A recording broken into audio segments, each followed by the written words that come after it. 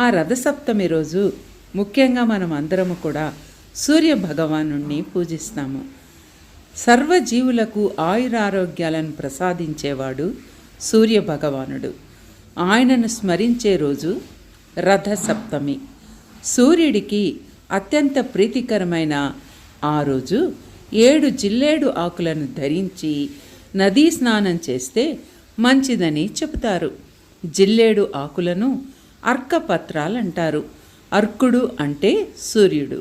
సంప్రదాయ వైద్య విధానంలో విశిష్ట స్థానం ఉన్న రథ సప్తమి నాడు ఈ పత్రాలను శిరసన పెట్టుకొని స్నానం చెయ్యాలి. దీని వెనుక ఆధ్యాత్మిక ఆరోగ్య రహస్యాలు ఉన్నాయి. ఈ స్నానం వల్ల మానసిక, వాచిక, శారీరక కర్మల వల్ల వచ్చిన వ్యాధులు నశిస్తాయని అంటారు.